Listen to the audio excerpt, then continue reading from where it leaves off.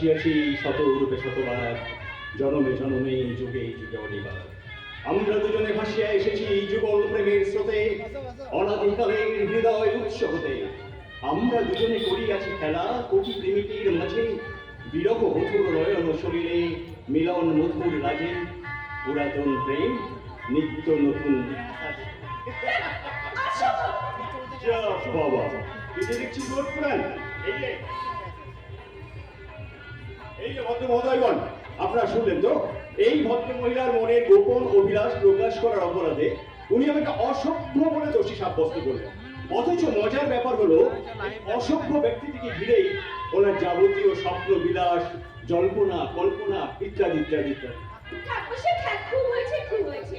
আর তোমাকে জনতার আদালতের রাগ অনুরাগের মামলা দাখিল করতে হবে না। শোনো, এদিকে বোনের বিয়ে কোথায় আত্মীয় স্বজন শুনবে তা নয়, এদিকে ছুটে এসেছ দুষ্টুমি করার এমন সুযোগ পাওয়া যাবে বলো? বিয়ে বাড়ি বাড়ি ভর্তি লোকজন, সবাই নিজের নিজের কাজে ব্যস্ত। যাদের কোনো কাজ নেই তারাও অকারণে হই হুল্লোড় করে এই বাড়ি থেকে জমিয়ে রেখেছে।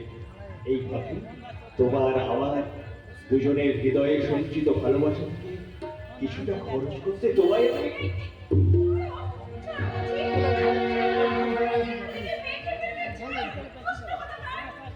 ও তাই বুঝি।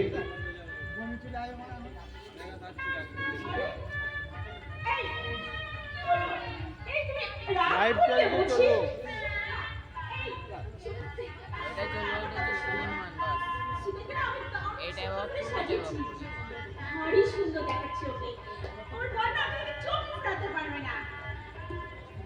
বলো, তখন আমার মুখে দিকে তাকিয়ে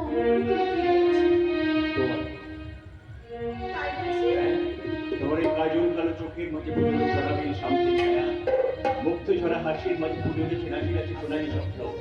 আর সেই সোনালি স্বপ্নের রংধনু রং নিয়ে আমি আমার মনে ক্যানভাসে নতুন করে আনলাম আমার এই চিন্ময়ী প্রতিমার প্রতিচ্ছবি।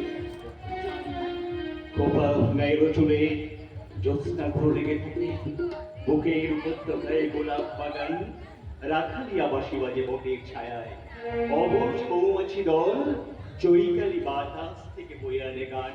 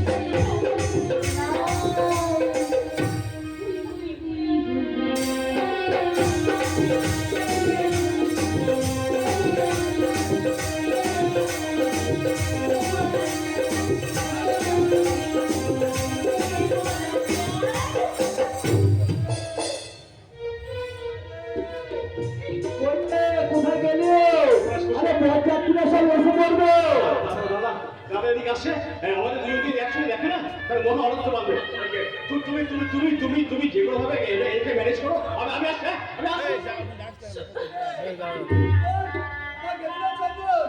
আরে আরে বরযাত্রীরা সব এসে উঠবে,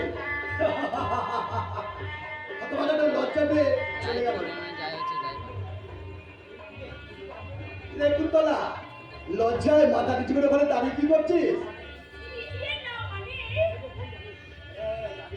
জানি তোদের দুটি অভিন্ন হৃদয়ে ফুটে উঠেছে, তাই তো তাই তো তোদের চোখে মুখে ঝরে পড়ছে হাসির জ্যোৎস্না। আর তাই তো আমি আমি নিজের হাতে তোদের দুজনের 4 হাত এক করে দেবো। শুধু সীতার বিয়েটা চলে যাক, তারপর আমি সব ব্যবস্থা করে দেবো। দাদা দাদা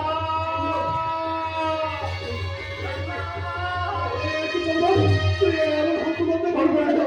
কি হয়েছে? কি সর্বনাশ হয়েছে? কি সর্বনাশ হয়েছে? ওই হাইওয়েতে আমাদের বড়ের গাড়ি অ্যাক্সিডেন্ট করেছে। হতে পারে না, চন্দনে হতে পারে না। তবে আমাদের চন্দন কেমন আছে? আমাদের চন্দন বল বল, তুই চুপ করে আছিস কেন? বল আমাদের চন্দন।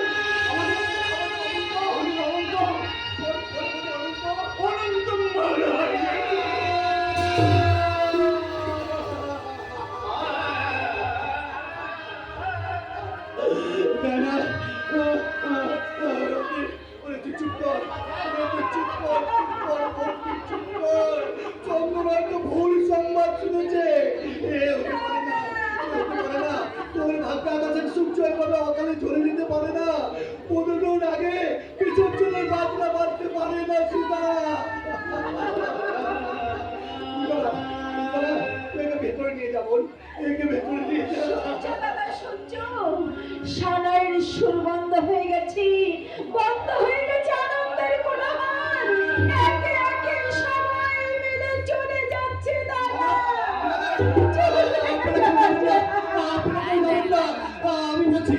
আমি বলছি এমনি হবে না, হবে একমাত্র বোন সীতাকে চিরলগ্ন করতে হবে।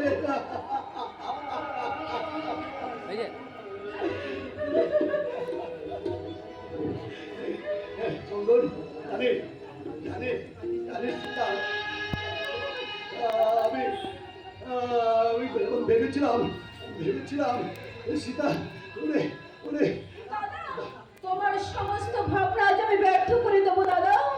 তাই তো আমি নতুন করে কলঙ্কের মালা ছিঁড়ে ফেলতে আমি আজ লগ্ন মহিষ হলাম দাদা।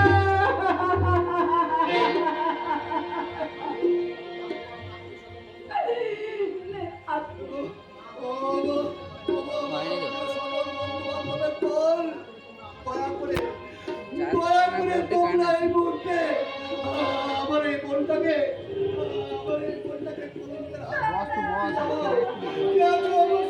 ব্যক্তি আমি সবার সামনে চিৎকার করে বলছি, প্রতিজ্ঞা করছি, আমি আমার এই গুণের সুখের জন্য আমার সর্বস্থানে মিলিয়ে দেবো। দয়া করে কেউ এসে এই মুহূর্তে আমার বোনকে তোমরা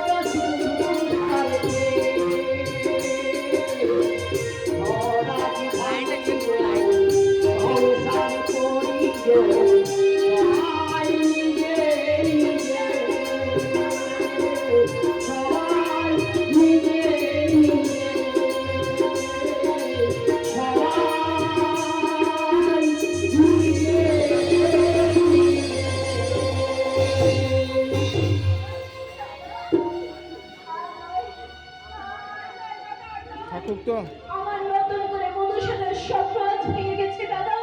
তাই তো নতুন করে এই কলঙ্কের মালা আমি আর গলায় পড়তে চাই না। তাই তো এই বর মাল্যটাকে আমি এমনি করে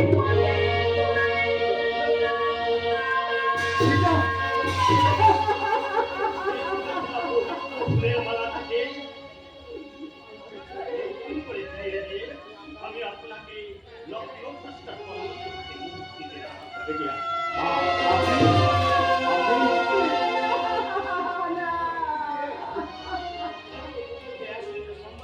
চেষ্টা